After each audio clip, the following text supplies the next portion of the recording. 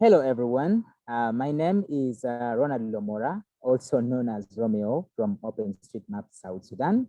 And I have come here to give my presentation about how OpenStreetMap is being used as a tool for peace building by us at OpenStreetMap South Sudan. So first and foremost, I would love to start my presentation with we're looking at the problem, more especially that we are facing in South Sudan. I was just talking about the scope of South Sudan. So South Sudan is the youngest country that is in the world right now, recovering from almost an 8-year civil conflict that has actually tore down the country into pieces. That means the structures, the services actually that are in within the country are at an appalling state. Talking about education, health, and also, of course, other social amenities.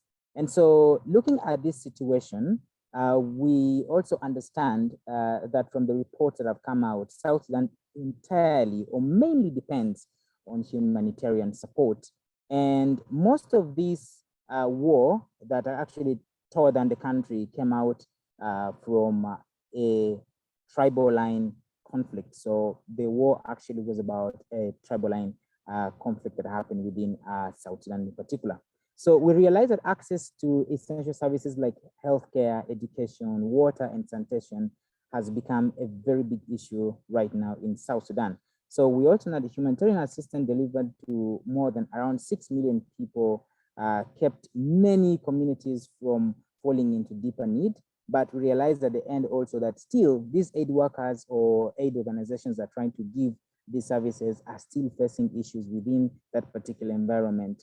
Whereby they're even being killed in South Sudan as for now. So this is like the scope of South Sudan in particular, which I would love to connect it to what is happening next, which is the refugee situation. So after the war happened, the neighboring country, Uganda, hosted up to almost 1.2 million South Sudanese refugees that came to Uganda, of which I fall to be among them. So I am a refugee right now living in Rhino Camp Refugee Settlement. And of course, trying to be one of the several South Sudanese who are part of OpenStreetMap and would love to see that we change the scope of South Sudan by use of OpenStreetMap. So when I talk about OpenStreetMap as being one of the major cores of championing peace building within South Sudan and the refugee camp, what do I actually mean? So the war in South Sudan entirely was led because of a tribal line conflict, whereby this tribe does not accept what the other tribe says and all that. And this has taken almost more than 8 years that has been happening, apart from the 21 year of a struggle war that happened for South Sudan to gain its independence. And so when we came to even the refugee camp, there has been a continuation of this exported violence that actually went on here in the refugee camp, with over 6 refugees dying because of a conflict that came up because of a tribal line. So we as OpenStreetMap South Sudan, who actually began in 2019 here in the refugee camp, but fully got registered in 2021 in Juba, South Sudan, realized this and brought in different ethnic belongings of people from South Sudan, meaning refugees themselves here, together to be as contributors not only to South Sudan, but also contributors to bringing them together to understand that they could actually work together regardless of their differences in tribes. So right now, as I speak, the OSM community that we have right now in the refugee camp that is for South Sudan has a variety of ethnicity that is being represented in it, which we have seen success in how these different ethnics belonging of people and refugees have been able to work together and try to see that they map South Sudan. So OSM South Sudan has its members both in the refugee camp together with also in Juba. So the one refugee camp has actually been existing a little bit more actively and more earlier than the ones who are in Juba, and with more activities happening in the refugee camp. Just like, for instance, the different mapathons that we have now held, and the different also programs that we are putting into place, like for instance, the mapathon that we have had for navigate for helping South Sudan in particular deal with issues of navigation together with like buildings and all that. This is all happening here in the refugee camp. But we have also got support from the OpenStreetMap Uganda team that helps to train us with on things like I know the beginner training on JOSIM, and together with also other different softwares that actually to aid us in understanding OpenStreetMap better, and as well as also with the support that came in from the hub, we have been able to see that we try to push in the mapping as a fear of OpenStreetMap South Sudan.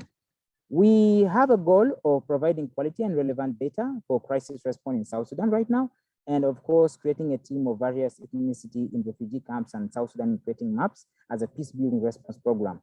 So mapping South Sudan and also adding features into the only 65 megabyte data of South Sudan that is now existing over the almost 200 and something megabytes for Uganda, which of course is still our neighbor.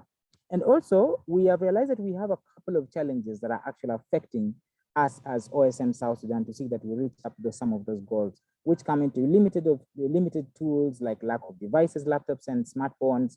We, of course, do not have yet a strategic venue right now in the refugee camp. So we're using partner organizations like Platform Africa, and of course, other organizations like Riyadh to see that they host our activities and events. Then we also still have a network problem. Connectivity is still very poor in the refugee camp. And also, we realized also we could have a few ways, like for instance, we had to restrict our communications mainly online, which of course is affecting people like in Juba, more especially during this COVID period where there's less, physical meetings and all that. Then we have also tried to create more mapathons to see that we get more people to get involved into the mapping process of South Sudan. And also we have also liaised with so many local organizations and initiatives to see that they help us in the hosting spaces and stuff. And we have also involved more people, at least who have Android phones, to see that we cut off the other challenge of us having that. We still have needs of computers, at least phone space, website trainers, and also funds as well. And you can also support us by participating in our mapathon that is coming in. We have a mapathon that is coming in for mapping South Sudan cities, and also any material that you wish, like a smartphone or something to support the community. And also, you can also be a trainer in one of our mapathons or be a moderator, and you can also support us financially completely also if you feel like. Otherwise, this is what I would love to talk about the presentation that I actually have right now. But otherwise, we have received also a couple of successes by the number of buildings that we have had, and also by the different trainings that we are actually having in place. Thank you so much. I would love to get questions, and thank you for listening.